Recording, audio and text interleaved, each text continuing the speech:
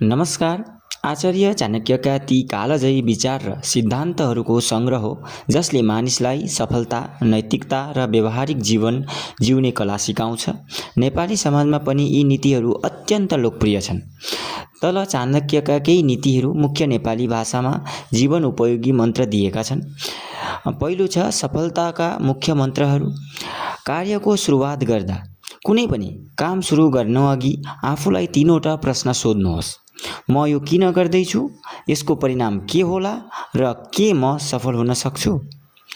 शिक्षाको महत्त्व। शिक्षा नै सबैभन्दा ठुलो सम्पत्ति हो। एउटा शिक्षित व्यक्तिले जताततै सम्मान पाउँछ। समयको कदर। समयलाई चिन्नुहोस्।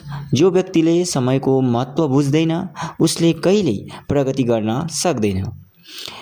अर्को चाणक्यले भन्दछन् व्यावहारिक जीवनका नीतिहरू। अति इमान्दारी। धेरै सोझो र इमान्दार हुनु पनि कहिलेकाहीँ घातक हुन सक्छ। जङ्गलमा सिधा रुखहरू पहिलो काटिन्छन्। शत्रु र मित्र।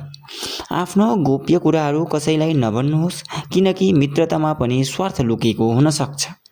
डरको सामना। डरलाई आफू नजिक आउन नदिनुहोस्। यदि डर नजिक आयो भने त्यसलाई डटेर सामना गर्नुहोस् र नष्ट गर्नुहोस्। चाणक्यका 7 मुख्य नियमहरू छन्। निरन्तर सिकाइ। सधैँ नयाँ कुरा सिक्न तत्पर रहनुहोस्। रणनीतिक योजना। कुनै पनि काम योजनाबद्ध रूपमा गर्नुहोस्। समय व्यवस्थापन। समयको सही उपयोग गर्नुहोस्। सङ्गत। सही मानिसहरूको साथमा रहनुहोस्। इमान्दारी। आफ्नो कामप्रति प्रतिष्ठावान रहनुहोस्। कठोर परिश्रम। कर्ममा विश्वास गर्नुहोस्। आत्मनियन्त्रण। आफ्नो मन र इन्द्रियलाई वशमा राख्नुहोस्। आजलाई यति नै म तपाईँलाई भन्दैछु। अब अर्को